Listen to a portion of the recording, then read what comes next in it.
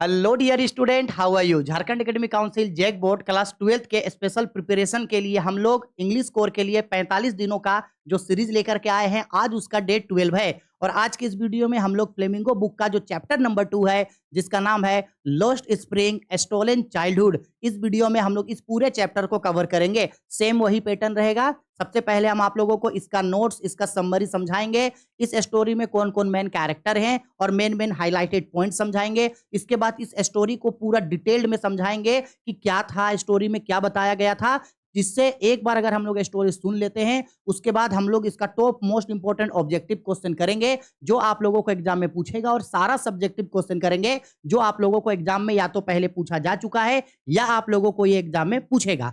ठीक है। और साथ ही साथ स्टोरी पढ़ने का सबसे बड़ा फायदा ये होता है कि अगर आपको स्टोरी पता है कि स्टोरी में किन किन चीजों के बारे में बताया गया है, तो अपने आप लोगों से सारा ऑब्जेक्टिव बन जाएगा और अपने आप लोगों से सारा सब्जेक्टिव बन जाएगा। ये सबसे बड़ा एडवांटेज मिलता है स्टोरी को सुनने का। ठीक है, चलो वीडियो को स्टार्ट करते हैं। और हाँ, आर्ट्स कॉमर्स साइंस तीनों ही स्ट्रीम के स्टूडेंट लोगों के लिए इंग्लिश इकोनॉमिक्स सेम है। हम बार बार समझाते हैं कि झारखंड बोर्ड, बिहार झारखंड बोर्ड में खासकर इंग्लिश और इकोनॉमिक्स जो है वो सभी स्ट्रीम के लिए, आर्ट्स कॉमर्स साइंस तीनों ही स्ट्रीम के स्टूडेंट के लिए एक ही चीज पढ़ना है। तो आप लोग वीडियो को ज्यादा से ज्यादा शेयर कर दो। जितने भी स्टूडेंट आर्ट्स कॉमर्स साइंस के हैं उन सभी लोगों को बता दो, ताकि सब लोगों का इंग्लिश और इकोनॉमिक्स में कम से कम 90% नंबर आए ही आए। और मेरे साथ तैयारी को कंटिन्यू करो, मुझ पे बिलीव करो। मैं आप लोगों को एग्जाम से पहले इतना अच्छा प्रिपरेशन करवा के दूंगा जिससे भाई 90% आपका तो कहीं नहीं जाने वाला है। ठीक है, बस वीडियो को ज्यादा से ज्यादा शेयर कर दो और ज्यादा से ज्यादा दोस्तों से सब्सक्राइब करवा देना। ठीक, अब देखो ये जो स्टोरी है हम लोगों का, जिसका नाम है चैप्टर नंबर 2, जिसका नाम है लॉस्ट स्प्रिंग। एक्चुअल में इसके बारे में पहले समझ लो। लॉस्ट स्प्रिंग जो है, ये जो है इनकी ऑथर का नाम है एनिस जंग। एनिस जंग का जन्म 1964 में हुआ था। राउरकेला में जन्म हुआ था। अब राउरकेला में जन्म हुआ है, इसका मतलब है कि एनिस जंग इंडियन है। ठीक है, ऑथर इंडियन है। और उनका जो बचपन है और बचपन के साथ साथ एडल्सन्स यानी कि समझ लो किशोर अवस्था जो है वो हैदराबाद में बीता। और आगे जाकर के वो अपने हायर स्टडी के लिए हैदराबाद में हायर स्टडी की और United state of America America चली गई अपने हायर स्टडी को पूरा करने के लिए। एनिस जंग ने कई सारे स्टोरियों को हिंदी में, इंग्लिश में लिखा। उनका इंग्लिश में कई सारा स्टोरी उन्होंने लिखा, कई सारे नोवेल्स उन्होंने लिखा, कई सारे बुक्स उन्होंने इंग्लिश के ऊपर लिखा। एनिस जंग ने एक बुक लिखी थी जिस बुक का नाम था, ध्यान से सुनना, उनका बुक का नाम था lost stories of stolen childhood. ये उन्होंने एक बुक लिखा था। इस बुक में उन्होंने कई सारे बच्चों के स्टोरीज को बताया था। इसी बुक में से दो बच्चे का स्टोरी, साहेब और मुकेश, साहेब और स्टोरी के मुकेश, साहेब और मुकेश के स्टोरी को निकाल करके ये जो लॉस्ट स्प्रिंग है, इस लॉस्ट स्प्रिंग इस चैप्टर में आप लोगों को बताया गया है। ठीक है, अब साहेब कौन था, मुकेश कौन था, उन सबके बारे में हम लोग इस चैप्टर में पढ़ेंगे। लेकिन उससे पहले यह समझ लो कि लॉस्ट स्प्रिंग का मतलब क्या है। इस स्टोरी का जो टाइटल पड़ा lost spring, exact lost spring का मतलब होता क्या है। देखो, लॉस्ट का मतलब होता है खो जाना। स्प्रिंग को कंपेयर किया गया है चाइल्डहुड से। हाँ, ध्यान से समझना, स्प्रिंग को किससे कंपेयर किया गया है भाई, चाइल्डहुड से कंपेयर किया गया है। जैसे हम सभी लोगों का जीवन का सबसे अच्छा और एकदम बिना टेंशन से मौज मस्ती से बिताने वाला समय होता है चाइल्डहुड।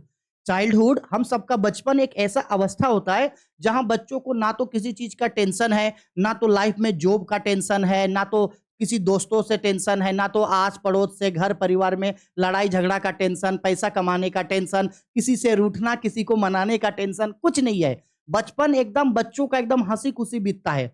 लेकिन कई सारे बच्चे ऐसे भी होते हैं जिन लोगों का बचपन गरीबी के कारण, पोवर्टी के कारण, पैसों का कमी के कारण उन लोगों का बचपन अच्छे तरीके से नहीं बीत पाता है। ना तो उन लोगों के पास पैसे होते हैं, ना तो उन लोगों के पास पहनने के लिए प्रॉपर कपड़े होते हैं, ना तो खाने के लिए प्रॉपर अनाज होता है, ना तो रहने के लिए घर के ऊपर छत होता है, ना तो अपना कोई पहचान होता है। और गरीबी इतना ज्यादा होता है कि ना चाहते हुए भी बचपन से ही उन लोगों को जबरदस्ती काम करने के लिए ढकेल दिया जाता है और बचपन से ही वो लोग जो है वो पैसा कमाने स्टार्ट कर देते हैं। लाइफ का वो एज जिसमें बच्चों को पढ़ना चाहिए, अच्छा से लाइफ जीना चाहिए, एकदम बिना टेंशन से रहना चाहिए, लेकिन गरीबी के कारण वही बचपना बहुत कम एज में बच्चों लोगों को जो है मेहनत मजदूरी करना पड़ता है, पैसा कमाना पड़ता है और अपना जो बचपना है उन लोगों से छीन जाता है। तो इस स्टोरी में जो ऑथर है एनिस जंग, वो ऐसे ही दो बच्चों के बारे में बता रही है।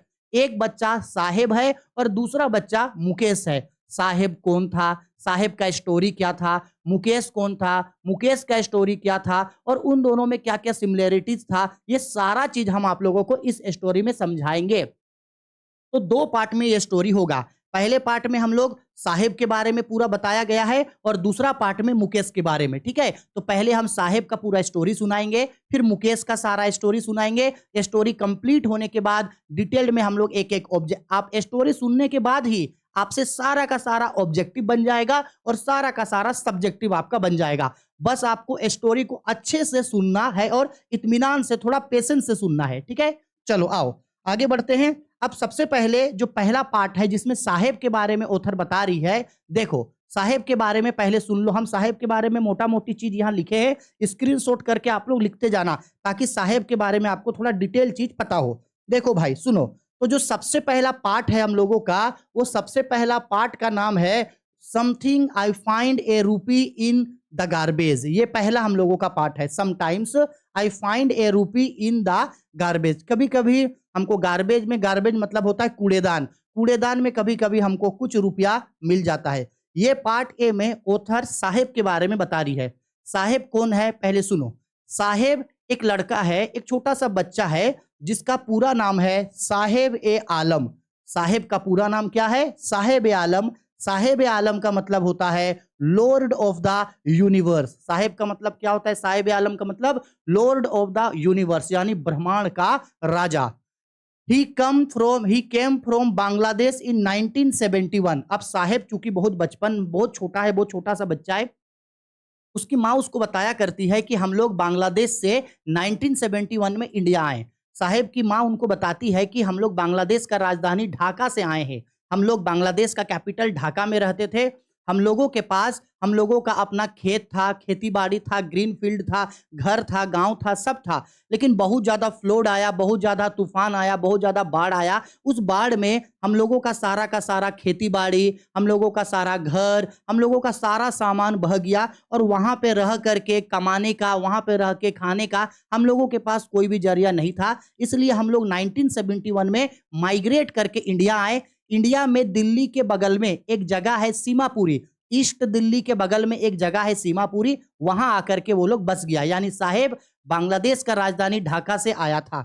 इसके बाद ही lost his home and green field to flood, हम अभी बता दिए ये चीज, ठीक है। इसके बाद आगे क्या है साहेब के बारे में जानने के लिए, हाँ साहेब के बारे में जानने के लिए है He and his family lives in Seemapuri near Delhi, बता दिए। They do not have any identity but they have ration card. अब साहेब लोग, जितने भी लोग माइग्रेट करके, लगभग 10,000 लोग माइग्रेट करके सीमापुरी आए थे, तो उन लोगों के पास कोई भी आइडेंटिटी, कोई भी प्रमाण पत्र नहीं था, कोई भी डॉक्यूमेंट नहीं था। लेकिन भारत सरकार उन लोगों को राशन कार्ड दिया था। राशन कार्ड की वजह से उन लोगों का वोटर आईडी कार्ड में नाम था जिससे वो वोट दे सकते थे। और चूंकि राशन कार्ड था इसलिए वो लोग कोटा से, नहीं होता है भाई जहां खाद्य वितरण प्रणाली होता है, तो कोटा से कुछ कुछ ग्रेन्स वो लोग, जैसे चावल हो गया, दाल हो गया, ये सब जो मिले वो लोग उठा सकते थे। इसके बाद ही started to rag picking from garbage dump, और चूंकि कुछ काम करने के लिए नहीं था तो वो छोटा सा बच्चा साहेब जो है वो रेक पिकिंग मतलब होता है कूड़ा कचरा चुनना।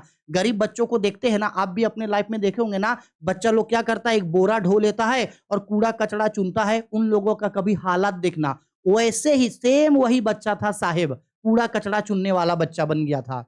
इसके बाद ही डज नॉट गो स्कूल, वो स्कूल नहीं जाता था। ही डज नॉट वियर फुटवेयर, वो फुटवेयर चप्पल्स नहीं पहनता था, इसको बेरे फुट भी बोला जाता है। He find gold in a garbage dump, gold का मतलब है कि उसको उस कूड़े कचड़े में जो भी चीज मिल गया उसको वो बेच करके वो लोग का घर का गुजारा चलता था। साहेब ही नहीं, जितने भी लोग माइग्रेट करके आए थे वहां से, बांग्लादेश से, मैक्सिमम सीमापुरी का लोग, उन लोगों के लिए सर्वाइवल का मतलब है कूड़ा कचरा चुनना। He collects rags, garbage from his wonder and survival. He always carry a bag in his shoulder. हमेशा अपने शोल्डर पे एक बैग लिया करता था। One day he was seen by the author during watching a tennis. इसका मतलब है कि एक दिन साहेब को जो है वो ऑथर देखती है जब साहेब जो है वो टेनिस खेलते हुए देख रहा था। ठीक है, टेनिस खेलते हुए 2-3 लड़कों को देख रहा था। After some time he started work एक टी स्टॉल, कुछ समय के बाद वो टी स्टॉल में काम करना स्टार्ट कर दिया।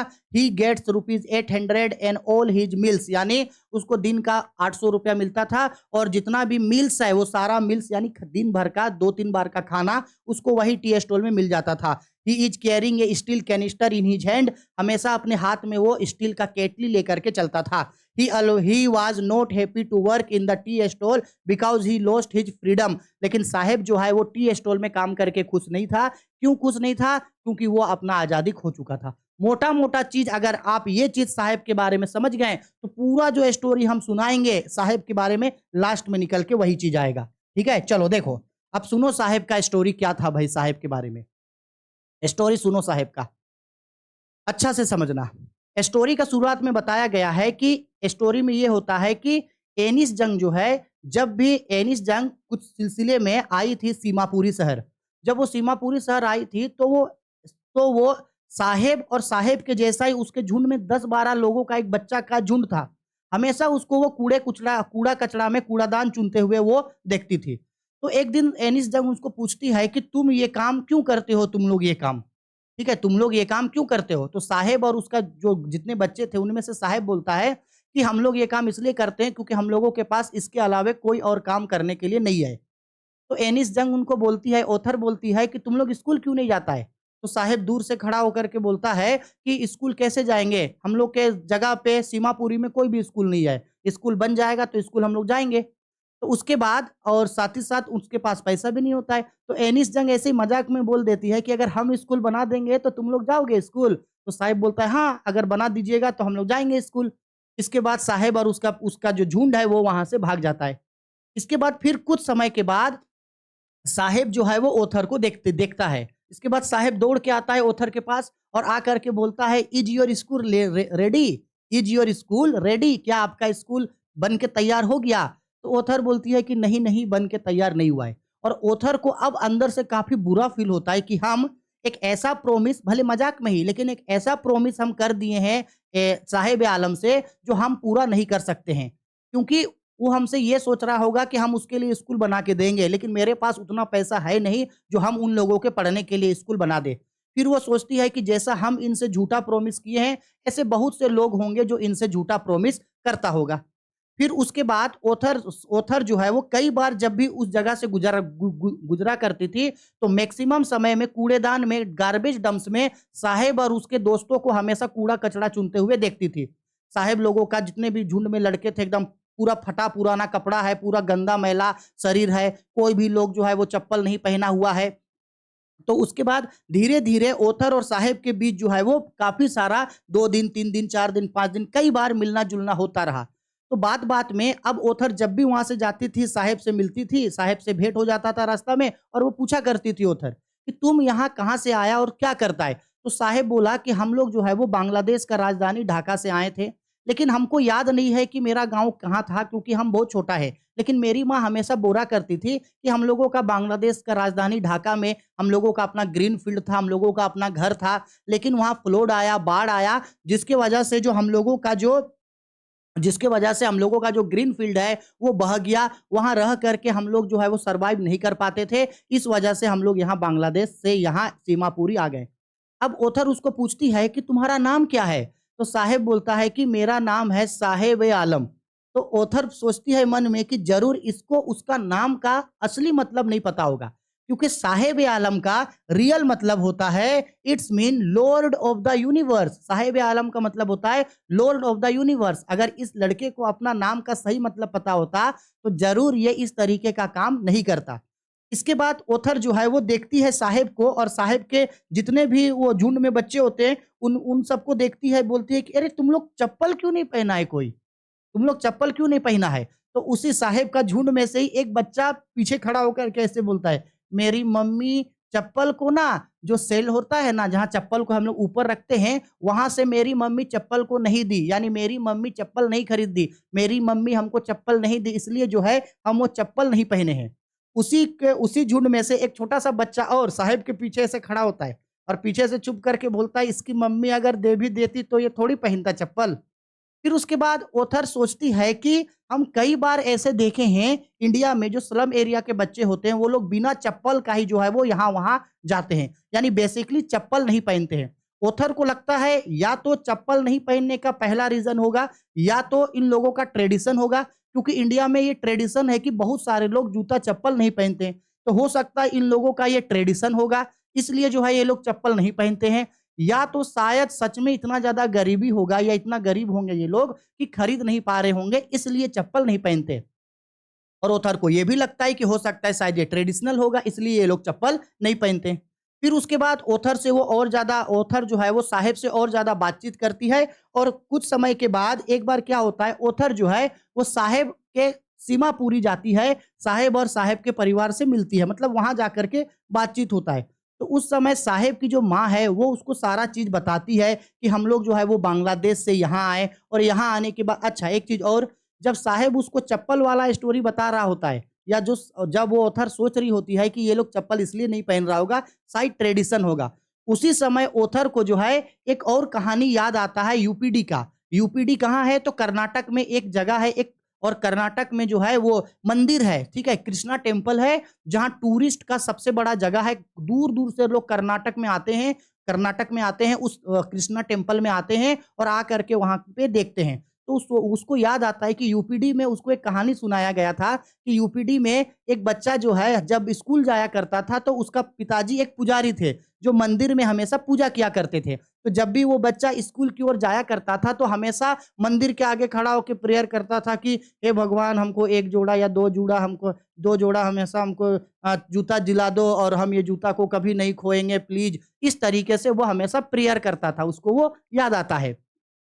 इसके कुछ समय के बाद ऑथर जो है वो जाकर के आपका साहेब की मदर से मिलती है, बातचीत करती है, वहाँ के जितने भी महिलाएँ रहती हैं, उन लोगों से बातचीत करती है। तो उसकी माँ उसको बताती है कि हम लोग 1971 में बांग्लादेश से माइग्रेट करके यहाँ आ गए। साहेब और उसके जैसे बहुत बच्चे छोटे-छोटे थे। सीमापुरी में उस समय जो है ये पूरा का पूरा एरिया खाली था, लेकिन आज यहाँ पे जो है वो बहुत सारा 10,000 से अधिक लोग बांग्लादेश से माइग्रेट करके यहाँ बस गए। हम लोग यहाँ आए, हम लोगों के पास कोई आइडेंटिटी नहीं था, लेकिन भारत सरकार के द्वारा राशन कार्ड दिया गया, जिससे हम लोग वोट दे सकते थे और हम लोग जो है वो कोटा से जो है वो कुछ ग्रेन्स कलेक्ट कर सकते थे।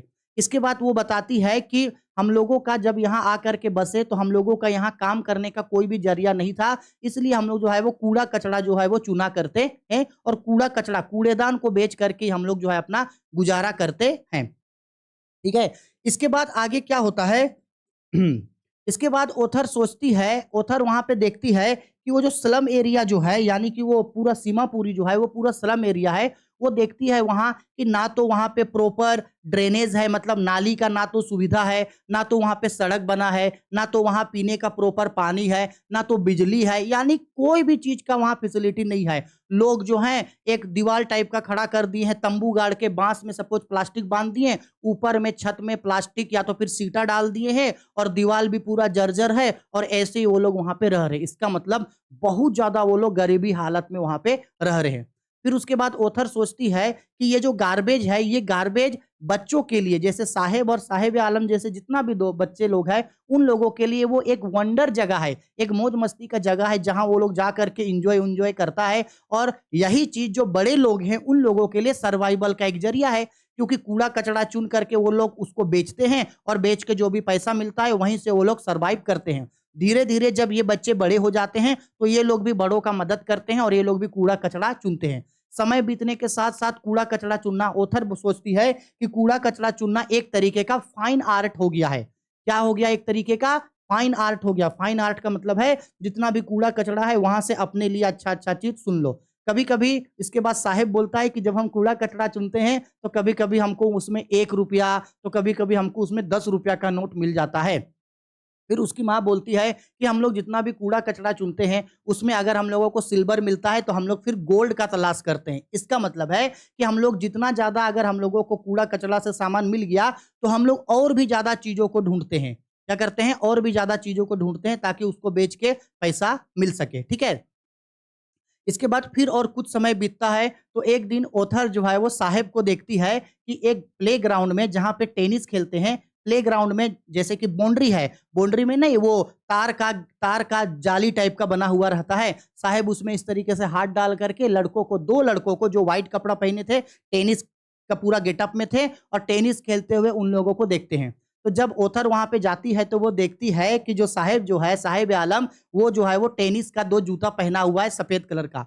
तो ऑथर उनको पूछती है कि ये कहाँ से मिला? तो वो बताता है साहब कि हमको जो है ये एक भैया दिए थे। भैया का मतलब है कोई अमीर लड़का था जो टेनिस खेल रहा था और ये जो है ये जूता काफ़ी ज़्यादा फीका हो गया है और जूता जगह-जगह से फट गया है, छेदा हो गया है।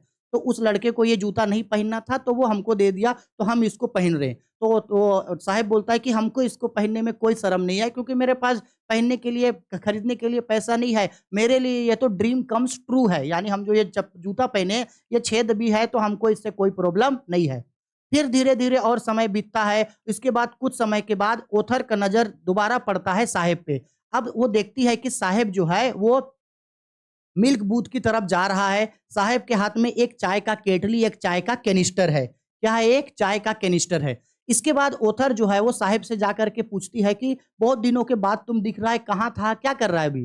तो साहब बताता है कि हम जो है एक अभी चाय का दुकान में, चाय का जो पटरी है, टी स्टॉल, वहाँ पे हम अभी काम करते हैं। हमको पर डे का ₹800 वहाँ पे मिल रहा है और दिन का 3 बार का मील यानी 3 बार का खाना हमको मिलता है। तो वो ऑथर उनको पूछती है कि are you happy from it? यानी तुम वहाँ पे काम करके खुश है? तो वो देखती है कि साहिब का जो है वो मुँह पूरा तरीके से लटक गया है और अंदर से वो बहुत ज़्यादा सैड हो गया है। तब ऑथर ये फ़ील करती है कि साहिब जो है वो टी स्टॉल में काम करके खुश नहीं है। क्यों? क्योंकि बचपन में जब वो कूड़ा-कचरा चुना करता था तो वो अपना मन मर्ज़ी का मालिक था। उसको जब जहाँ जाना है, जैसे जाना है एकदम पूरा बच्चों के साथ सुबह क्या करेगा अपने ऊपर वो प्लास्टिक का बैग ले लेगा और just like a morning birds सुबह जैसे होता है तो देखना चिड़िया लोग ची ची ची ची ची ची करके अपना घोंसला से उड़ जाता है। उसी तरीके से सुबह होते ही साहेब और साहेब का पूरा झुंड पूरा एकदम शोर शराबा करते हुए कूड़ा कचरा चुनने के लिए निकल जाता था। लेकिन अब ऐसा नहीं है। अब वो अपना मन मर्जी का मालिक नहीं है। अब वो जहाँ काम करता है उसका एक मास्टर है, उसका एक मालिक है जो उसको जो ऑर्डर देता है साहेब उस ऑर्डर को पूरा करता है। और साहेब के हाथ में जो चाय का केटली है वो साहेब को बहुत ज़्यादा भारी लगता है रादर देन प्लास्टिक बैग जो वो तब यूज़ करता था जब वो कूड़ा-कचरा चुनता था। लेकिन साहेब जो है वो टी स्टॉल में काम करके खुश नहीं था, लेकिन उसका मजबूरी था क्योंकि वो कूड़ा-कचरा और नहीं चुन पा रहा था या वहाँ से उसको पैसा नहीं मिलता। पैसा कमाने के लिए ना चाहते हुए भी वो लोग बचपन से ही किसी न किसी काम में लग गया। इतना ही बेसिकली साहेब के बारे में स्टोरी में बताया गया है। इतना याद रखना साहेब के बारे में जो भी चीज़ पूछेगा आप उसको एक्सप्लेन कर सकते हो, ठीक है? अब धीरे-धीरे कुछ और समय बीतता है। अब ऑथर जो है फिर कुछ समय के बाद जाती है एक जगह, ठीक है? और पार्ट बी में एक नया लड़के के बारे में बता रही है दैट इज़ कॉल्ड एक लड़का है मुकेश। क्या नाम है? मुकेश। मुकेश फिरोज़ाबाद यूपी उत्तर प्रदेश से बिलॉन्ग करता है फिरोज़ाबाद में और मुकेश एक मोटर मैकेनिक बनना चाहता है। क्या बनना चाहता है? मोटर मैकेनिक और वो चाहता है I want to drive a car. वो एक कार चलाना चाहता है, वो एक मोटर मैकेनिक बनना चाहता है। मुकेश कौन था? मुकेश किस तरीके का बच्चा था? कितना गरीब था? क्या हुआ, क्या नहीं हुआ? अब मुकेश के बारे में सुनो। Basically I want to drive a car ये पूरा स्टोरी मुकेश के इर्द-गिर्द घूमा है। He lives in Firozabad. Mukesh कहाँ रहता है? फिरोज़ाबाद। फिरोज़ाबाद कौन-सा जगह है? तो फिरोज़ाबाद इंडिया में यूपी में जगह है और वो फेमस है पता है किस चीज़ के लिए? Firozabad is famous for glass blowing industry. India में जितना भी चूड़ी बनता है ना, सबसे ज़्यादा चूड़ी फिरोज़ाबाद में ही बनता है। हर 2 घर में से 1 घर चूड़ी बनाने का काम ज़रूर करता है और जहाँ पूर्वजों से जनरेशन दादा, परदादा उस ज़माने से सब लोग जो है वो चूड़ी बनाने का काम ही करते आ रहा है और मुकेश का परिवार भी यही काम करता है, चूड़ी बनाने का काम करता है। He belongs to a family of bangle maker चूड़ी बनाने का फैमिली जो है उससे मुकेश बिलॉन्ग करता है। He want to drive a car for that he wants to go to garage. वो कार चलाना चाहता है, मोटर मैकेनिक बनना चाहता है, इसलिए वो गैरेज जाके काम करना चाहता है। अब मुकेश के बारे में ऑथर क्या बताती है? देखो, ये जो मुकेश के बारे में है, वहाँ पे ऑथर जब मुकेश से मिलती है, तो वो मुकेश को पूछती है कि तुम क्या करना चाहता है? तो मुकेश बोलता है कि I want to drive a car, I want to be a motor mechanic. हम मोटर मैकेनिक बनना चाहते हैं। तो ऑथर उसको पूछती है कि तुम मोटर मैकेनिक कैसे बनेगा? तो वो बोलता है कि मोटर मैकेनिक बनने के लिए हम गैरेज जाएँगे, गैरेज में जाकर के काम सीखेंगे और जो भी गाड़ी आएगा हम उन गाड़ी को चलाएँगे और हम ड्राइवर बन जाएँगे और मोटर मैकेनिक बनेंगे। और ये बहुत ही कॉन्फिडेंस से ऑथर के आँखों में आँख डाल के बोलता है। तो ऑथर काफ़ी ज़्यादा उससे इम्प्रेस होती है। लेकिन फिर वो उसके बारे में जब पूछती है, तो उसको ये पता चलता है कि मुकेश भी एक छोटा-सा बच्चा है, साहेब का ऐज का। अब मुकेश और मुकेश का पूरा परिवार जो है वो चूड़ी बनाने का काम करता है। कई पूर्वजों से मुकेश और मुकेश का परिवार जो है वो चूड़ी बनाने का काम में लगा हुआ है। उसके बाद मुकेश जो है उसको ऑथर को जो है अपने घर लेकर के जाती है। जब मुकेश ऑथर के घर जाती है मुकेश के साथ, तो रास्ते में जो है वो कई सारा मतलब गंदगी माहौल, स्लम एरिया को पार करते हुए, डस्टबिन वगैरह पार करते हुए, बदबूदार जगह को पार करते हुए जाती है। जब वो मुकेश का घर जाती है, तो मुकेश क्या करता है, अपना घर का दरवाज़ा ऐसे ठकठकाता है और थोड़ा-सा धक्का मार के दरवाज़ा को खोलता है। दरवाज़ा भी प्रॉपर तरीके से बना हुआ नहीं था और मुकेश उसको बोलता है कि अभी हम लोग का घर जो है वो रेनोवेट होने का काम हो रहा है, मतलब थोड़ा-थोड़ा घर का काम हो रहा है। फिर वो देखती है ऑथर कि मुकेश जो है वो बहुत ही ज़्यादा गरीब है। उसके बाद मुकेश का घर का जो दीवाल है वो भी मतलब अनबिल्ट हाउस है, पूरा तरीके से घर बना हुआ नहीं है। दीवाल एकदम जर्जर है, दीवाल में खिड़की ही नहीं है घर में। साथ ही साथ छत जो है वो छत ठीक तरीके से ढलाई नहीं हुआ है और नीचे भी जो है वो बहुत ज़्यादा जो है वो आपका लीकेज वगैरह होता है। मतलब बहुत ही मतलब दयनीय हालत में, बहुत ही गरीबी अवस्था में वो लोग रहता है। साथ ही साथ उसका घर में जो है वो सारे लोग एक साथ रहते हैं और जितने भी उसके घर के जानवर हैं, जैसे पूर्वजों के समय में क्या होता था, आदि मानव के समय में एक जगह है, वहाँ पे इंसान लोग सो रहा है, वहीं पे जानवर लोग भी है, तो उस तरीके के सिचुएशन में वो लोग रहते हैं, वो लोग भी रहते हैं, एनिमल्स कुछ जानवर वगैरह घर के हैं, वो भी रहते हैं। जब वो अंदर ओथर घुसती है, तो वो देखती है कि उनकी जो मुकेश है, मुकेश का बड़ा भाई, मुकेश लोग 2 भाई था और उसके एक फादर थे। मुकेश का बड़ा भाई की वाइफ यानी मुकेश की भाभी जो है वो चूल्हा में रात के लिए, शाम के लिए डिनर बना रही है और चूल्हा में जो है वो आपका ये पालक का साग वो बना रही है। फिर वो जा कर के देखती है, तो उस समय वहाँ पे जा कर के वो देखती है तो उसका घर का हालत सही नहीं रहता है। उसी समय जैसे ही मुकेश के फादर जैसे ही घर में आते हैं, वैसे ही उनकी जो भाभी है, मुकेश की भाभी जो है, वो दीवार के पीछे में चली जाती है और ओढ़नी से जो है पूरा जो है वो घूंघट अपने नीचे कर लेती है। यानी बेसिकली चूँकि वो उस घर की बहू है, अब अगर बहू है तो क्या होता है ना, बहू लोगों को जो है वो घर के बड़े लोगों के सामने जाने का या बड़ा लोगों के सामने घूंघट लेने का हिंदुस्तान में परंपरा है, हम सबको पता है। तो उसी तरीके से घूंघट लेके वो पीछे चली जाती है। बहू के रूप में उनको सब लोग बहुत ज़्यादा रिस्पेक्ट देते हैं। जब मुकेश के फादर आते हैं, तो मुकेश के फादर से जब ऑथर बात करती है, तो मुकेश के फादर बताते हैं कि हम पहले एक टेलर थे, लेकिन हम जब टेलर थे, तो हम उतना पैसा वहाँ से नहीं कमा पा रहे थे कि हम अपना घर-परिवार चला पाते और हम अपने बच्चों को पढ़ा पाते। इस वजह से जो है हम टेलर का काम छोड़ दिए और हम भी जो है वो चूड़ी बनाने का काम में लग गए, क्योंकि हम लोगों का पूर्वज जनरेशंस थे, मतलब पीढ़ी दर पीढ़ी चूड़ी बनाने का काम करता और पूरा फिरोजाबाद में मैक्सिमम जो परिवार है वो चूड़ी बनाने के काम पे ही लगा हुआ है और चूड़ी बनाने का ही काम करता है।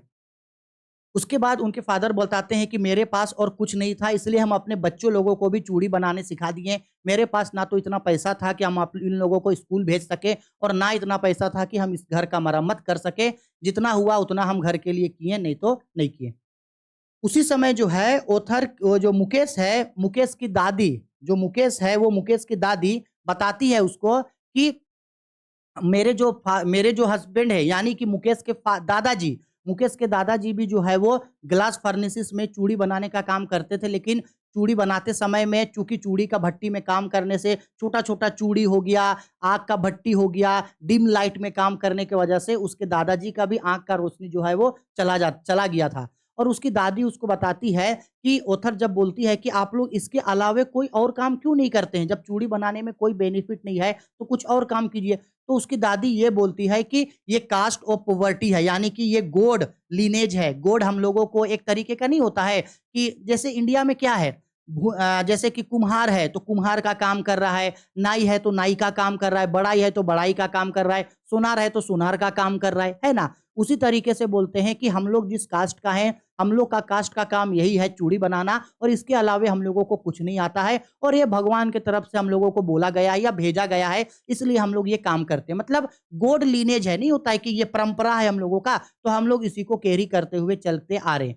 उसी समय मुकेश के दादाजी उसको बोलते हैं कि हम जो है हम और मेरे मुकेश के दादाजी बोल रहे हैं कि हम लोग के समय में भी हमसे बड़े लोग भी, पहले के लोग भी ये चूड़ी बनाने का काम ही यहाँ पे करता आया है, ठीक है? इसीलिए जो है सारा काम हम लोग इसी में करते हैं। वो बोलता है कि हम भले ही कुछ नहीं कर पाएँ लेकिन हम घर जो है वो बना करके दे दिए। तो ओथर बोलती है, मन में सोचती है कि अच्छा ठीक है। फिर वहाँ से बातचीत करती है तो उसकी दादी उसके वो देखती है कि उस पूरे फिरोजाबाद में लगभग 20,000 चिल्ड्रंस, कितने चिल्ड्रंस भाई? लगभग 20,000 चिल्ड्रंस ऐसे हैं जो ग्लास फर्निसेस में काम करते हैं, यानी चूड़ी बनाने का काम करते हैं, जबकि ये इलीगल है। इतने छोटे एज में अगर ग्लास फर्निसेस में आप काम करोगे तो आग का भट्टी, पूरा ज़्यादा डिम लाइट, कांच हो गया, शीशा हो गया, डस्ट हो गया, जिसकी वजह से आँख का रोशनी बहुत ही जल्दी चला जाएगा। इवन मुकेश के जो दादाजी थे, उनका भी ग्लास फर्निसेस में काम करने की वजह से आँख का भट्टी जो है वो सॉरी, आँख का भट्टी नहीं, मतलब ग्लास फर्निसेस में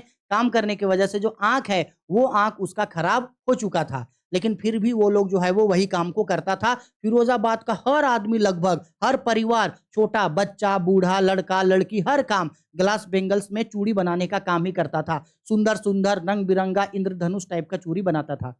फिर उसके बाद वो वहाँ पे जो है एक और लड़की को देखती है, सविता, सविता नाम की एक लड़की को देखती है और वो ऑथर सोचती है मन में कि सविता जो आज चूड़ी बनाने का काम कर रही है, क्या इसको पता है कि एक्चुअल में चूड़ी क्या होगा? कल को जब सविता का शादी हो जाएगा तो इंडिया में क्या होता है, शादी के समय में चूड़ी पहनना सुहाग का निशानी होता है।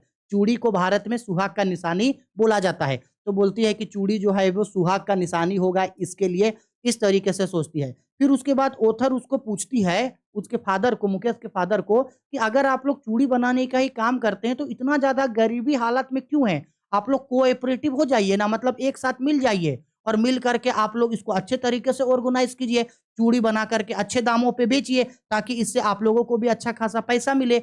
तब उसके फादर उनको बताते हैं कि हम लोग अगर ऐसा करेंगे तो हम लोग को तो पुलिस वाला ऐसा करने नहीं देगा, क्योंकि पुलिस वाला जो है हम लोगों को मारेगा, पीटेगा या हम लोग के ऊपर कोई केस लगा के हम लोगों को जेल में डाल देगा।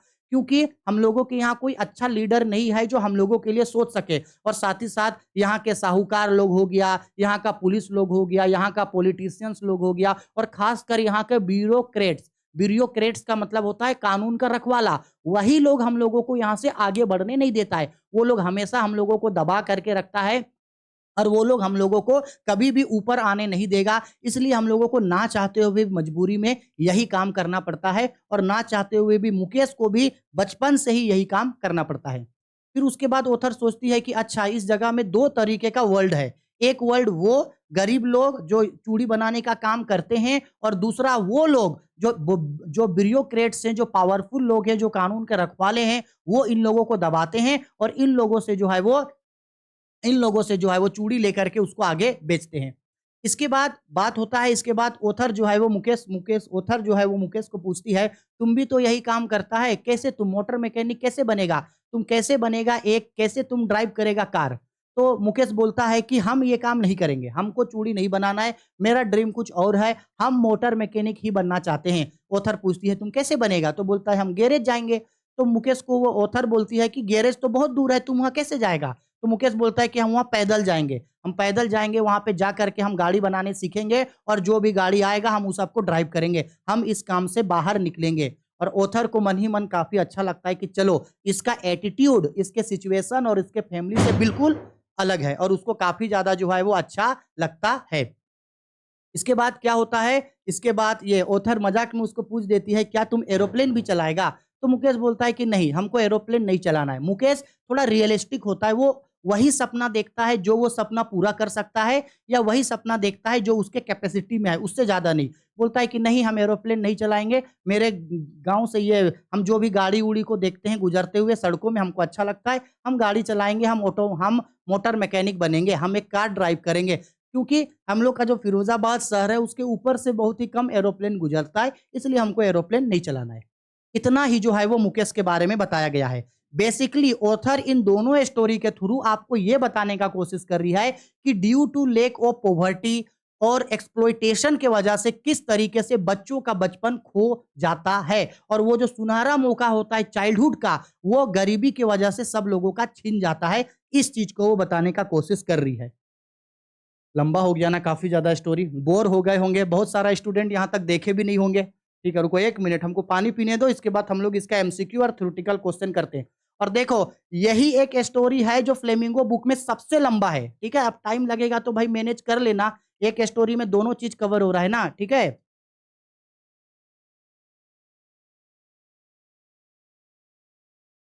बहुत बड़ा गिलास है ना।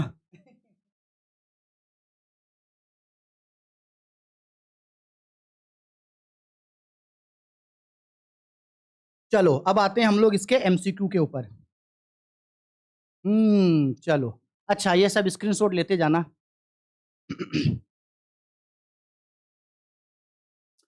आ जाओ जी, हाँ चलो अब आते हैं क्वेश्चन इसके ऊपर, अब आएगा ना मजा। अब आएगा मजा, चलो जी। पहला question, who is the author of the lost spring? Author का नाम क्या है? ऑथर का नाम नाम है एनिस जंग। स्क्रीनशॉट लेते जाना, ठीक है, स्क्रीनशॉट लेते जाना, घर में पढ़ना, आराम से सब समझ में आ जाएगा। क्वेश्चन नंबर 2 बोल रहा है, क्वेश्चन में this story is an exert from which of the book of the author? Author का कौन सा बुक से इस पार्ट को लिया गया है? तो एक बुक है that is called lost spring stolen stories of stolen childhood, इस बुक से लिया गया है। ठीक है, आगे क्वेश्चन नंबर 3 देखो जी।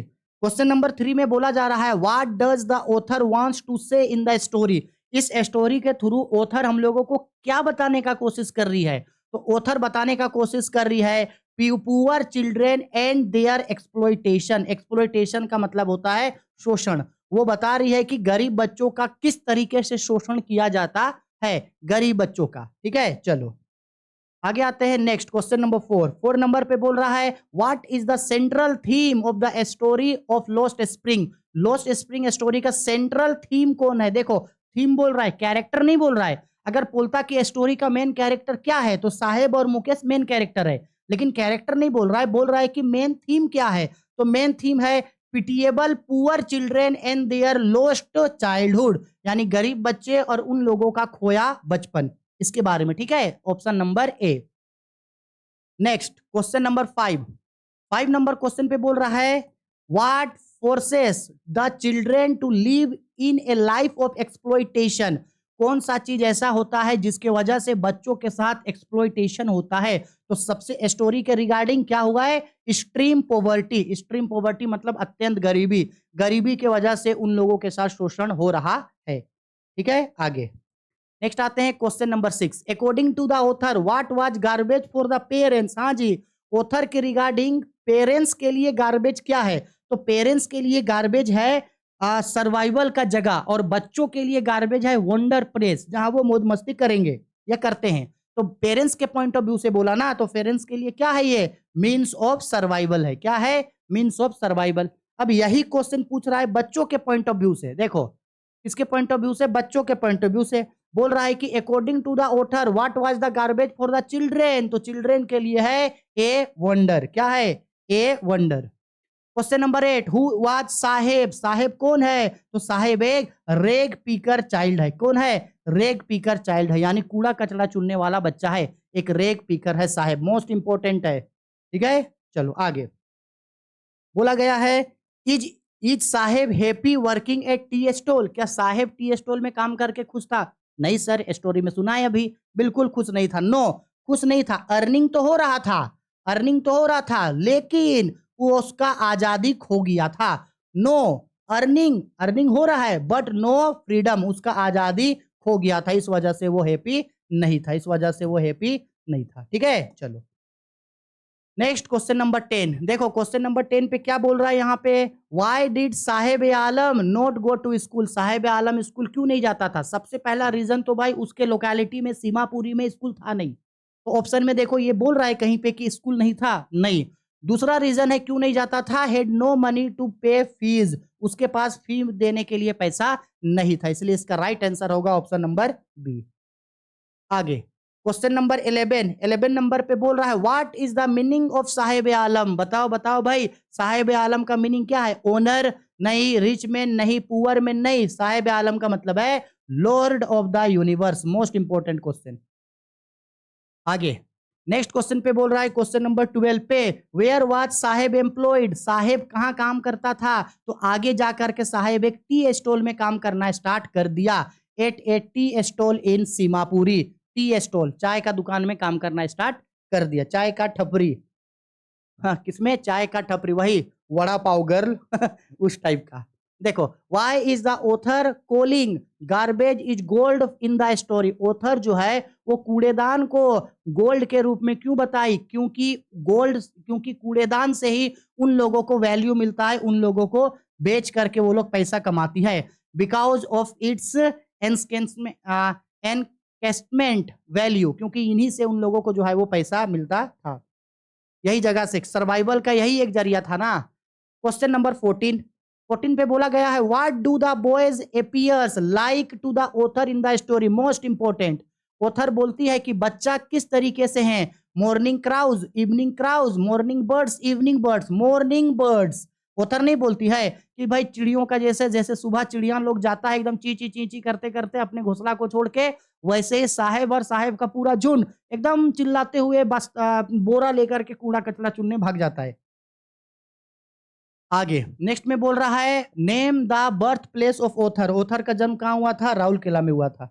ऑथर का जन्म हुआ था राउरकेला में। आगे what does the title lost spring symbolise. Most important question है ये भी।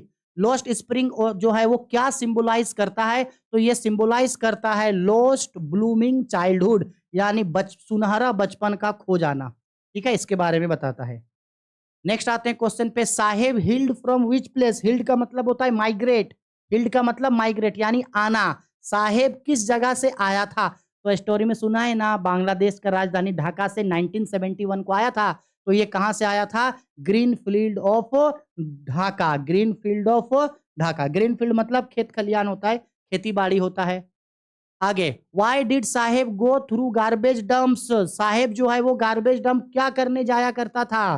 तो साहेब जो है वो गार्बेज डंप जाया करता था to find a silver coin, a rupee, पैसे ढूंढने के लिए। कभी कभी उसको नोट मिल जाता था सब। तो इसका राइट आंसर होगा option number D, all of these. ठीक है, आगे बोला गया है why did Saheb leave his house. Saheb अपने घर यानी बांग्लादेश से ढाका, बांग्लादेश से इंडिया क्यों आया था? Because the storm swept away his house and field. क्योंकि बाढ़ के वजह से, तूफान के वजह से उसका घर और उसका खेती बाड़ी सब बर्बाद हो चुका था।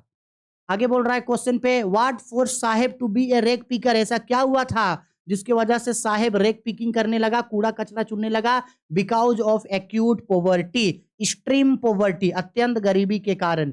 बहुत ज्यादा गरीब था, उसके पास कोई सर्वाइवल का जरिया नहीं था, इसलिए। ठीक है, आगे वेयर इज सीमापुरी। सीमापुरी कहां सिट्यूटेड है? सीमापुरी सिट्यूटेड है दिल्ली में। दिल्ली में कौन जगह? ईस्ट दिल्ली।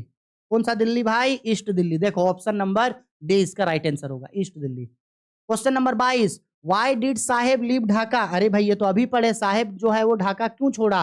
क्योंकि लेक ऑफ फूड, क्योंकि वहां पे खाने पीने का बहुत ज्यादा कमी हो गया था। ठीक है, साहेब तो उस समय बहुत छोटा था, उसको तो अपना जगह, गांव के बारे में, अपना जगह के बारे में याद भी नहीं है। वो तो उसकी मम्मी उसको बताया करती थी। Who are responsible for the poor condition of the Bengal makers in Firozabad? Most important question. Firozabad में ग्लास मेकर्स का पुअर कंडीशन, गरीबी का सबसे बड़ा वजह कौन था? सबसे बड़ा वजह था ब्यूरोक्रेट्स, कानून का रखवाला। चाहे वो मीडिएटर्स हो, चाहे वो पुलिसमैन हो, चाहे वो पॉलिटिशियन हो, ये लोग सबसे बड़ा कारण था।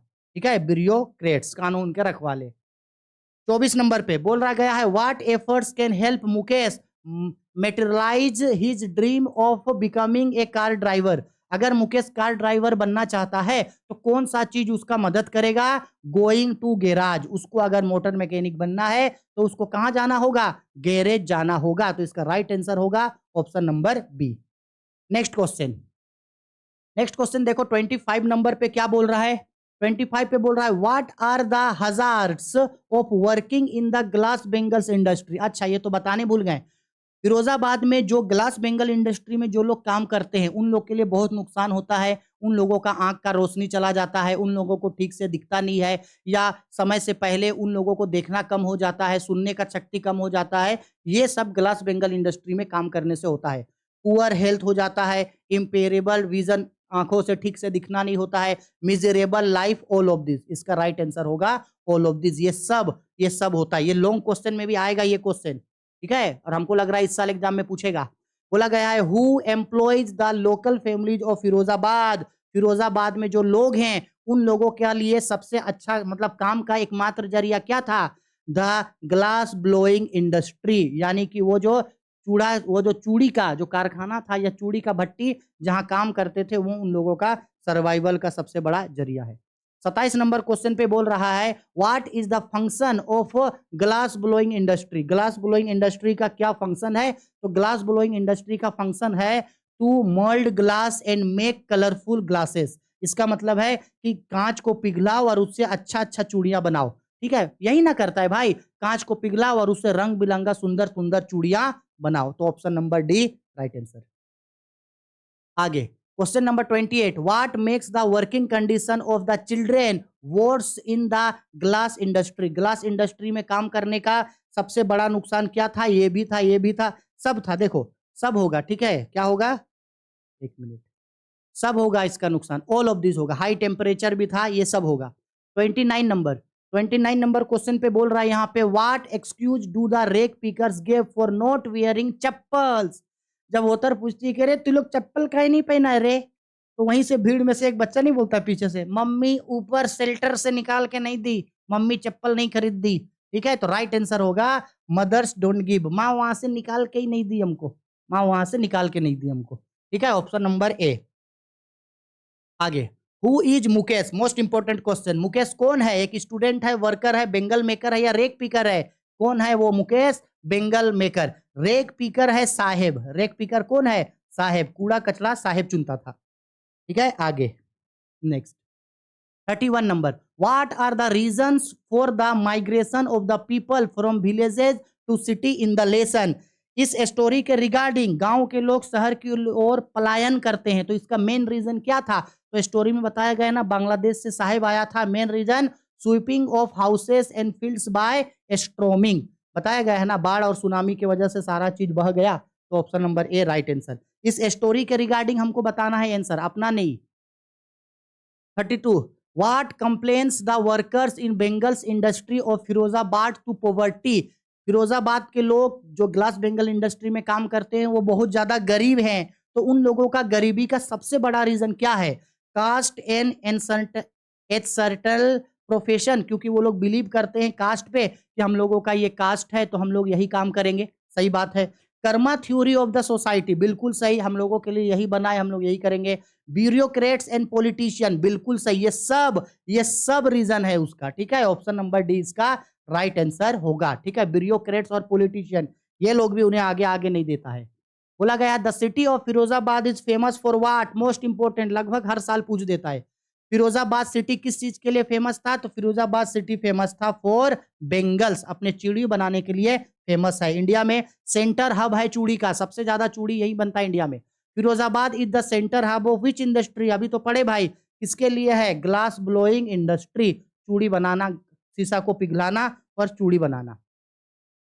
How is Mukesh attitude different from that of his family. Mukesh का सपना जो था अपने परिवार से अलग कैसे था? क्योंकि being daring filmed and clear, क्योंकि मुकेश का जो सपना था वो डेयर करता था और वो एकदम क्लियर था कि हम मोटर मैकेनिक बनेंगे तो बनेंगे, मेरा घर वाला कुछ भी कर रहा है करने दो, हमको नहीं करना ही है, नहीं है भाई, ठीक है ना। ऐसा नहीं है कि चौकीदार का बेटा चौकीदार बनेगा, नहीं, हमको नहीं बनना है भाई, हम क्यों बनेंगे। लोहार का बेटा लोहार बनेगा, मोची का बेटा मोची बनेगा, काहे बनेगा, नहीं बनेगा, हमको जो बनना है वो बनेंगे, ये ड्रीम लेकर के चलता था Mukesh. What is the means of survival of Seemapuri. Seemapuri के लोगों का सर्वाइवल का एकमात्र जरिया क्या था?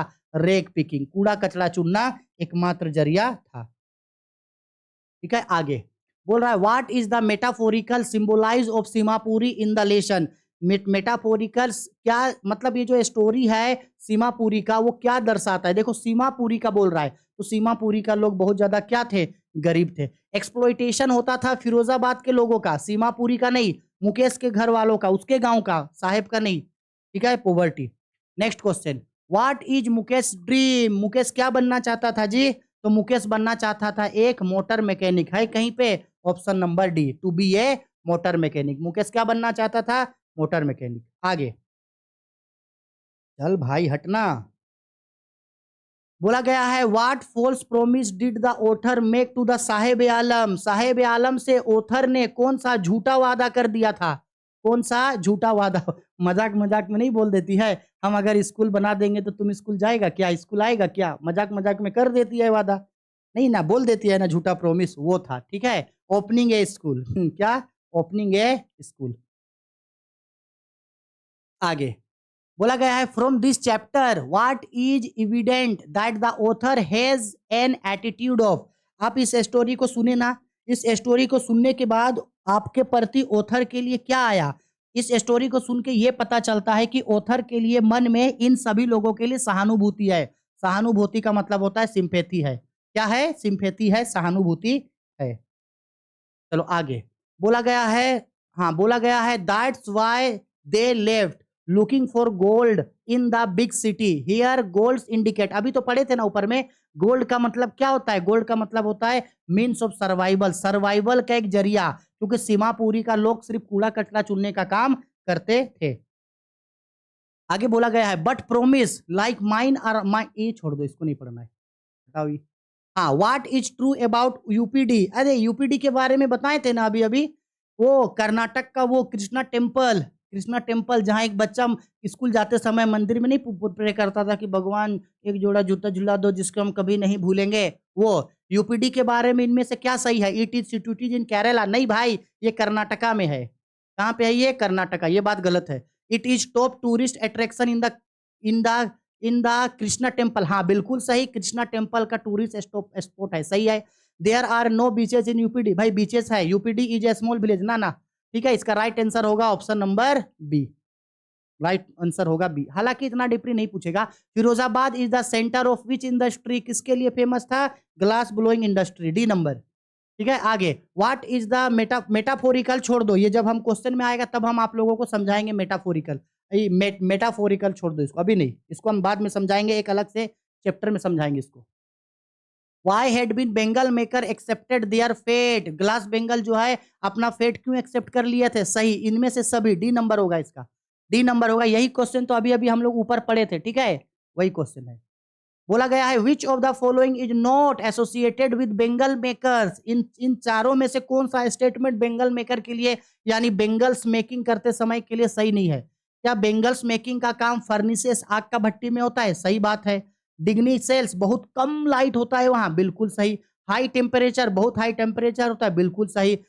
इसके बाद डिजिग्निंग ना भाई, ये नहीं, ये चीज गलत है, ये चीज गलत है, लेकिन पूछा कौन सही नहीं है, तो ऑप्शन नंबर 20 का राइट आंसर होगा।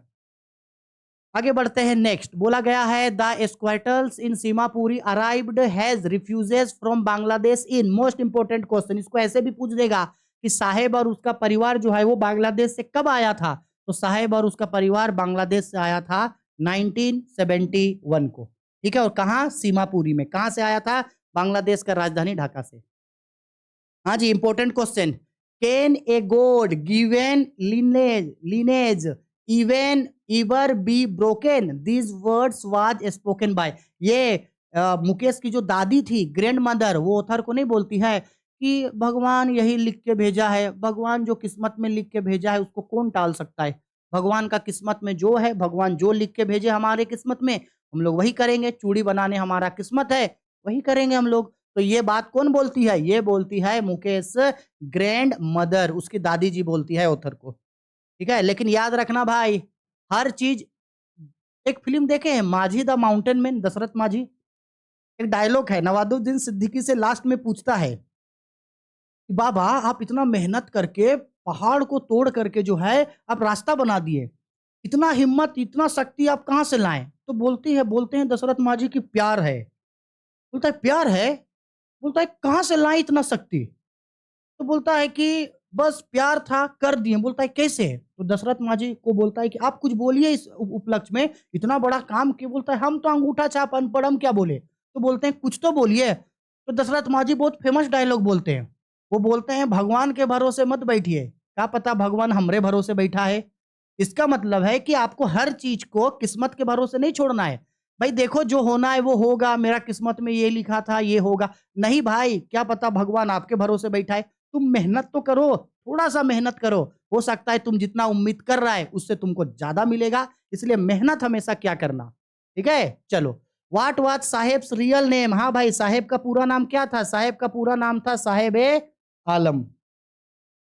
चलो आगे आगे बोल रहा है what do the bangle symbolise in the Hindu culture? Indian culture में बेंगल्स किस चीज का पहचान है? शादी का पहचान है। शादीशुदा महिलाएं, सुहाग किस चीज का पहचान है? सुहाग का पहचान है। शादीशुदा महिलाएं इसको पहनती है। आगे what figures of speech is issued his dreams looks like a mirage. ये लूम्स गलती से हो गया, लुक्स होगा। हाँ, इसका मतलब होता है, अच्छा ये आपका मेटाफोर वाला है, ये हम बाद में आपको समझाएंगे। ठीक है, लिटरेली डिवाइस है, हम बाद में समझाएंगे। अगर कोई 11 पढ़े होंगे तो उसको याद है, हम पढ़ाए थे 11 में। बोला गया है इज योर स्कूल रेडी? क्या आपका स्कूल तैयार हो गया? Who ask this question? ये क्वेश्चन किसने पूछा? ये क्वेश्चन साहेब पूछता है। कौन पूछता है ये क्वेश्चन? साहेब पूछता है। किससे? ऑथर से। साहेब पूछता है इज योर स्कूल रेडी? ठीक है, आगे what is Saheb watching from the fenced gate of the club? वो जो क्लब का गेट है उसमें से साहेब क्या देखता है? दो लड़कों को देखता है, क्या खेलते हुए? टेनिस खेलते हुए। Two young man playing tennis, tennis खेलते हुए। उसी समय ओथर का नजर पड़ता है साहेब पे, और ओथर उसके यहाँ जाके पूछती है तो बताओ हीरो क्या हो रहा है। आगे देखो क्या बोल रहा है क्वेश्चन पे, Saheb discarded and worn out tennis shoes are from him. यानी साहेब जो है वो टेनिस जूता पहना हुआ था, जो है तो फटा था या छेदा था। वो इसलिए पहना था क्योंकि उसके लिए वो एक तरीके का ए ड्रीम कम ट्रू था। ठीक है, यानी सपना सच होने का जैसा था उसके लिए। ठीक है, इसीलिए वो उसको वियर किया हुआ था, उसको फर्क नहीं पड़ता था। हाँ हो गया, एमसीक्यू क्वेश्चन खत्म। 1 मिनट, फिर पानी पी रहे हैं, बस 1 मिनट रुक जाओ, इसके बाद सब्जेक्टिव होगा और खत्म।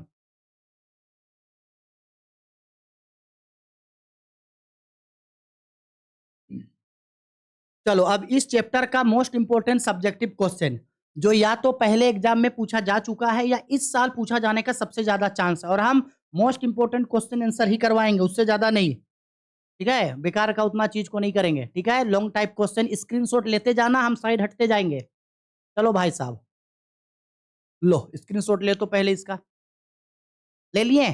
ठीक है, important question, sketch the character of Saheb. Saheb का कैरेक्टर बताओ। ठीक है भाई साहब, बताते हैं। Saheb is a rag picker boy. Saheb एक कूड़ा कचरा चुनने वाला लड़का है।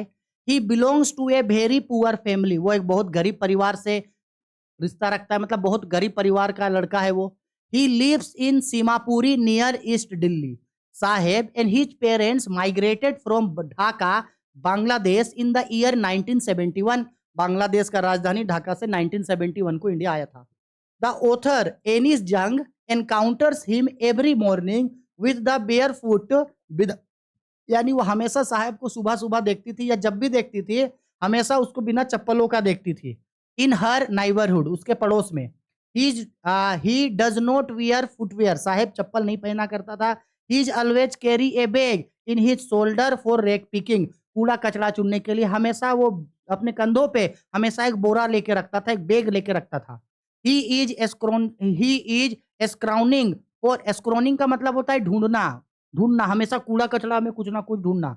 Screening gold in the garbage dumps. He is unable to go to school because there is none in his neighbourhood. वो स्कूल नहीं जाता था क्योंकि उसके पड़ोसी में कोई भी स्कूल नहीं था। ठीक है, चलो आगे। और थोड़ा है ऑथर, और थोड़ा है साहिब के बारे में। हाँ, आगे बोल रहा है Saheb full name was Saheb Alam. It's mean lord of the universe, but he does not know the real meaning of his name. It is ironical on his part that a poor fellow roams in the streets picking up the rags. He does not have any identity, but they have ration card.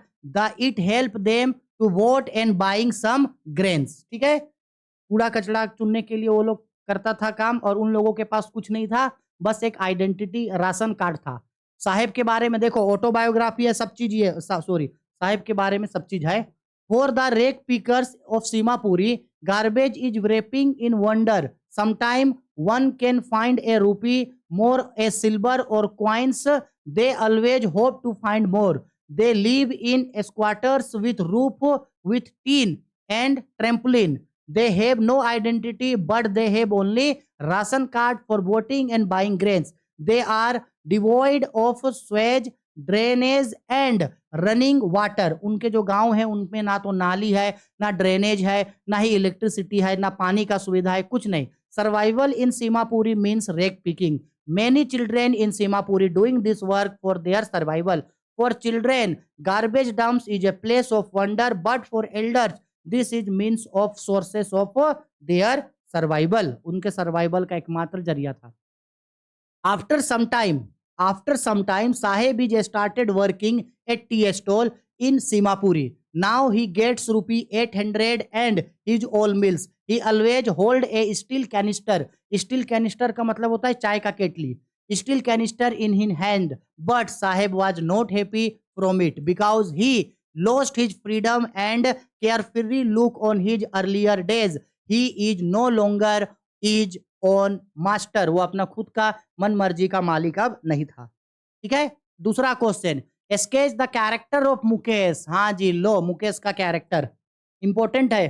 देखो पहले हम side हट रहे, screenshot ले लो. ले लिए. देखो, Mukesh lived in Firozabad. Mukesh Firozabad में रहता था. He was born in a very poor family. उसका जन्म बहुत गरीब परिवार में हुआ था.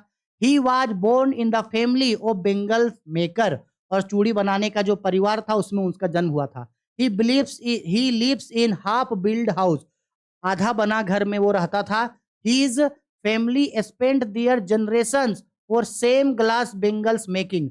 मुकेश का परिवार जो है वो पूर्वजों के समय से पीढ़ी दर पीढ़ी चूड़ी बनाने का काम करता था.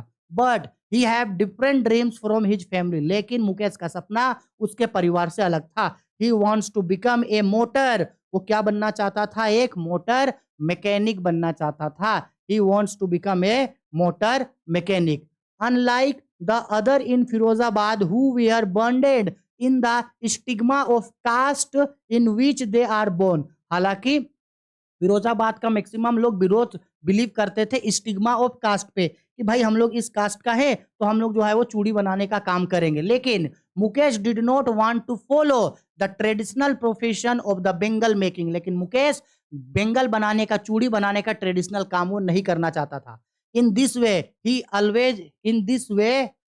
वे he was a path breaker and had a determination to change his circumstances. Mukesh path breaker था. वो अपने परिवार जो चूड़ी बनाने का काम करता था उससे हट के वो कुछ और करना चाहता था और वो अपना खुद का सपना पूरा करना चाहता था और उसका पास और उसके लिए वो दृढ़ निश्चय कर चुका था. बोला गया Mukesh was belong to a very poor family. To asset of income of the family he was also work with his father in glass furnaces for making glass. लेकिन वो बहुत गरीब परिवार से बिलोंग करता था, इसलिए पैसा का कमी ना हो, पैसा का मदद कर सके घर परिवार में, इसलिए वो खुद भी चूड़ी बनाने का काम किया करता था. His house was unbuilt. They lives in a single room with all family members. There was a spark of rebellion in him. और उस मुकेश के अंदर एक तरीके का रिबेलियन था. रिबेलियन मतलब कि भाई हम अपने परेशानियों से लड़ के इस चीज को दूर करेंगे. He was confident and determined to become a motor mechanic. और वो मोटर मैकेनिक बनने का दृढ़ निश्चय वो एकदम कर चुका था. आगे बोल रहा है क्वेश्चन पे, His dreams and inspirations were practical. और उसका सपने और इंस्पिरेशन एकदम प्रैक्टिकल था. He dreams only for what he can achieve or what was within his reach. वो उन्हीं का सपना देखता था जो सपना वो या तो पूरा कर सकता था या उसके पहुंच में है. उतना बड़ा या बेमतलब का सपना वो नहीं देखता था. He had a willingness to work hard and fulfill his desire. और वो विश्वास करता था, उसका इच्छा था, उसका मन था कि वो हार्ड वर्क करे और अपना जो भी सपना है, जो भी डिजायर है, वो उसको वो पूरा करे. आया समझ में? चलो नेक्स्ट क्वेश्चन. बोला गया है What is Saheb looking for in the garbage dumps? Where is he and where he is come from? साहेब कूड़ेदान पे क्या देखा करता था, साहेब कौन था और कहां से आया था. तो बेसिकली साहेब के बारे में फिर पूछ रहा है. बोल रहा है, लिखे है Saheb is a rag picker boy. He belongs to a very poor family. बहुत गरीब परिवार से बिलोंग करता था. He lives in Seemapuri near east Delhi. Saheb and his parents are come from Dhaka Bangladesh in the year 1971. His full name was Sahib Alam. He was a rake picker and he looking for gold in the garbage dumps. The garbage are in his neighborhood. He always carry a he always carry a he always carry a plastic bag in his shoulder. Sometime he finds gold, silver coin, 10 rupee notes in the garbage dumps. Due to poverty, he does not wear footwear. He is unable to go school because there is no any school in his neighborhood. After some time, he started work at T stall. कुछ समय के बाद वो tea stall में काम करना start कर दिया. आया समझ में? ठीक है, चलो आगे. नेक्स्ट नेक्स्ट क्वेश्चन में देखो क्या बोल रहा है. बोल रहा है क्वेश्चन पे, what explanation died the author of her for the children not wearing footwear. Author जब बच्चे लोग चप्पल नहीं पहनते हैं तो ऑथर क्या एक्सप्लेन करती है कि ये लोग चप्पल नहीं पहनती होंगे. शायद हो सकता है ट्रेडिशन होगा या शायद पैसे का प्रॉब्लम हो. The author has seen many children in village and as well as cities in Indian लोग walking bare foot. Bare foot का मतलब होता है विदाउट फुट. ठीक है, विदाउट फुट, बिना, इंडिया होगा यहाँ, विदाउट फुट, बिना चप्पलों का. The general explanation is that it is not lack of money but a traditional to stay bare foot. उसको लगता है कि भले ही पैसा का प्रॉब्लम ना हो लेकिन खाली पैर घूमना शायद उन लोगों का ट्रेडिशन होगा. The author however is not sure, लेकिन उसके लिए श्योर नहीं थी. She thinks that उनको लगा many cases it may be an excuse to explanation was a perpetual state of poverty. She also thinks that is a traditional for not wearing footwear for them, but she is also thinks it is be due to poverty. और उसको ये भी लगता था या तो गरीबी होगा या हो सकता है ट्रेडिशनल होगा, इसलिए वो लोग चप्पल नहीं पहनते होंगे.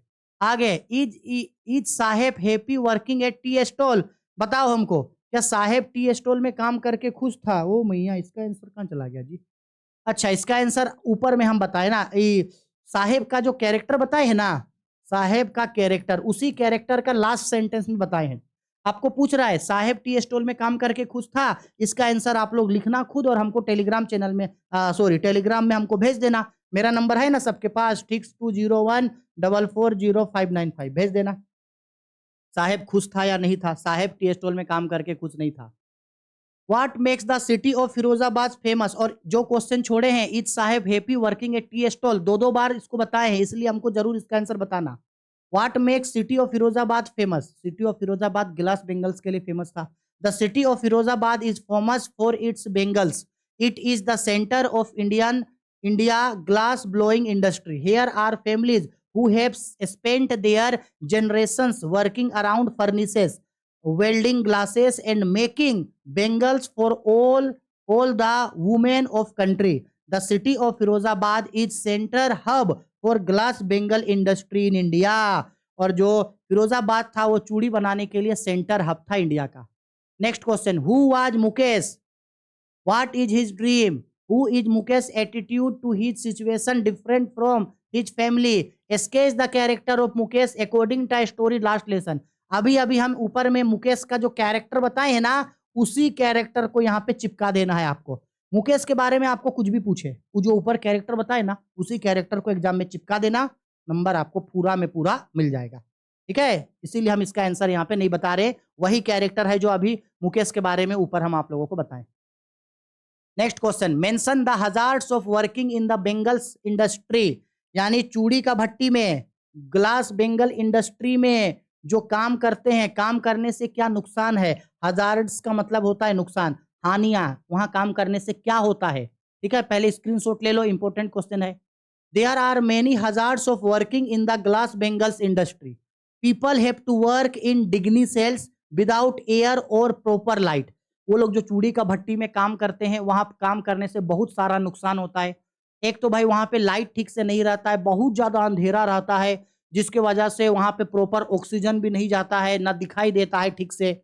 There are furnaces with high temperature. और जो वहां पे भट्टी है, जो आग जल रहा है, वहां टेम्परेचर बहुत ज्यादा है, क्योंकि उसमें चूड़ियों को आग का भट्टी में पिघलाना है, तो बहुत ज्यादा हाई टेम्परेचर होता है. This atmosphere is particularly harmful for their eyes. और उनके आंखों के लिए बहुत ज्यादा ये नुकसानदायक होता है. It is illegal for the children to work in this industry, but they do and consequently lose their brightness of their eye.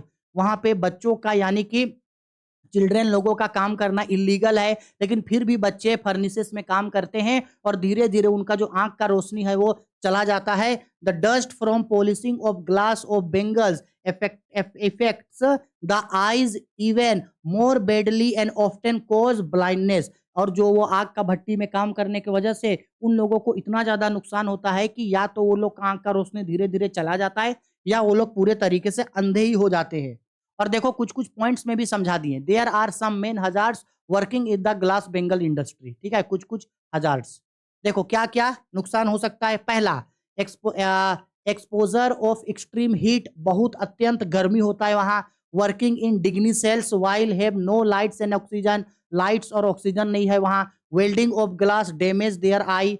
आई का नुकसान होता है. Dust from polishing the glass of bangles causes blindness. और जो dust होता है उसके वजह से वो लोग अंधे भी हो सकते हैं. Weak eye sight before the adulthood. Adulthood मतलब होता है बड़े होते होते उन लोगों का आंख का रोशनी भी चला जाता है.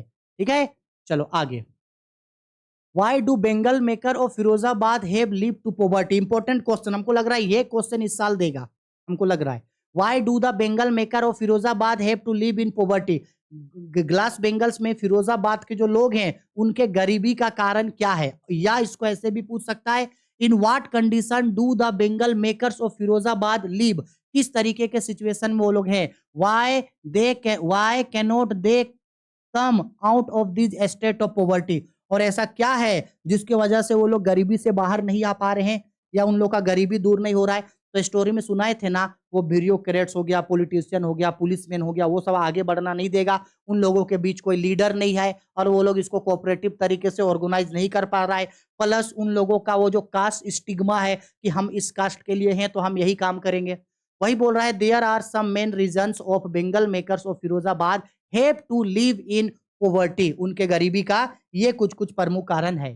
ठीक है, चलो स्क्रीनशॉट भी ले लेना. हाँ देखो, पहला, bangle maker born in poverty lives in poverty and die in poverty. दूसरा, there is possible of skin burn too. The chances of losing one's eyesight. और काम करने की वजह से गरीब हो सकते हैं, सॉरी आंखों का रोशनी खो सकता है.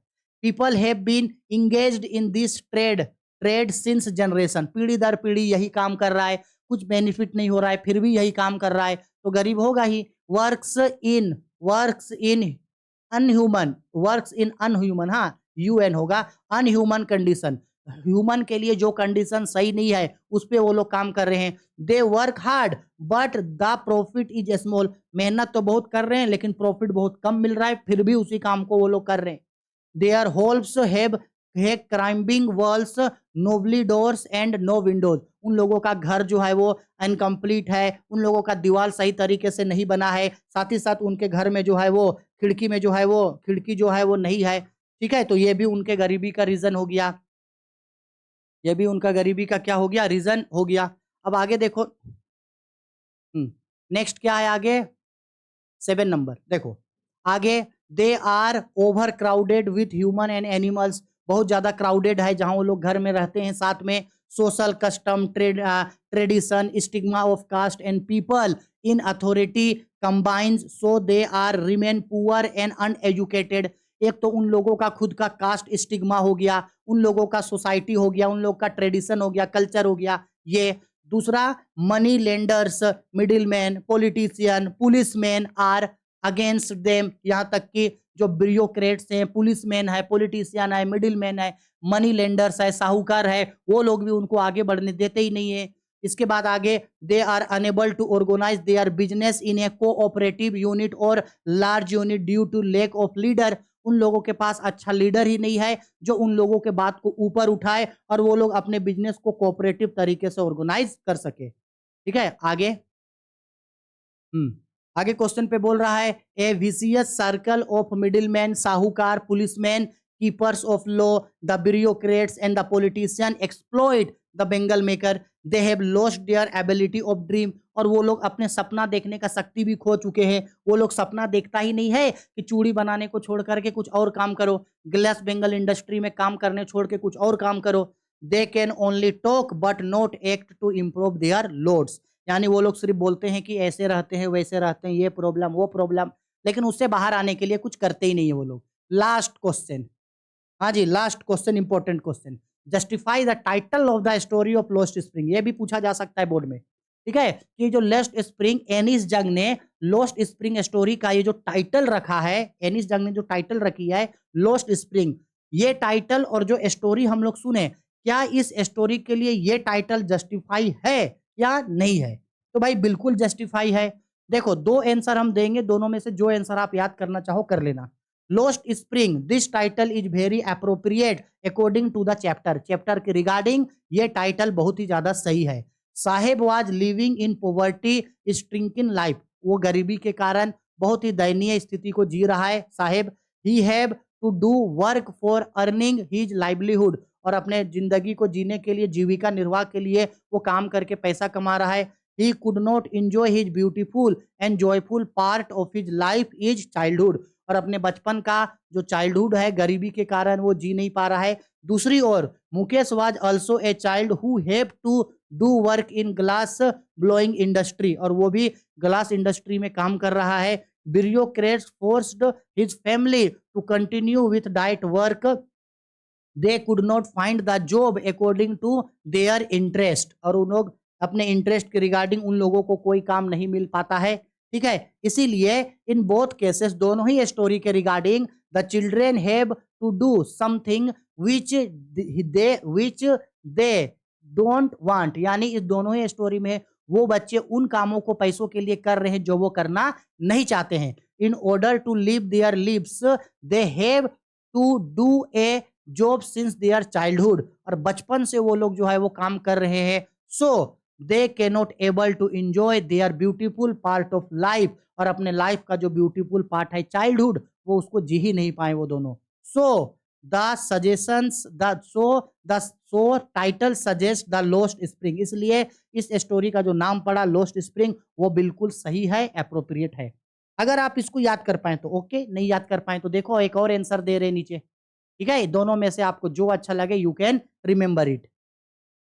The title of the chapter lost spring is a metaphor used for lost childhood of millions of children labours in India, child labours in India, गरीब बचपन में गरीबी की वजह से चाइल्ड लेबर्स जो बच्चे लोग कर रहे हैं उसके बारे में ये बताता है। Spring is symbolic of enjoy, happiness, beautiful and hope. Spring का मतलब होता है एक ऐसा समय लाइफ का जहां बच्चे बहुत ज्यादा इंजॉय करते हैं, खुश रहते हैं, अच्छा से अपना जिंदगी जीते हैं। Childhood can be called the spring of man's life, however children like Saheb and Mukesh have no sprinting in their life because of the poverty they have been born into. Since they don't enjoy the privilege of childhood, the children of affluent family enjoy. The poet गलती से poet है, the author गलती से poet लिख दिया, ठीक है। The author consider these children whose inspiring has been lost, hence the title of lost spring is justify, इसलिए the title of lost spring justify होता है। हमको जहां तक लगता है कि आप लोगों को शायद ये वाला चीज थोड़ा अटपटा लगा होगा कि हरे मैया क्या है ये, तो ये याद करने में आसानी नहीं लगेगा तो मत याद करना इसको, इसके ऊपर वाला याद करना। लेकिन जितना क्वेश्चन हम लिखवाएं अगर उतना क्वेश्चन आप कर लोगे ना तो मच मोर देन इनफ है भाई, आपका ऑब्जेक्टिव आपका सब्जेक्टिव। स्टोरी जरूर याद रखना, ऑब्जेक्टिव सब्जेक्टिव जितना कराएं उतना करना। इतना से आपका मॉडल पेपर, आपका previous year question paper, exam में आने वाला क्वेश्चन पेपर सब चीज सोल्व हो जाएगा।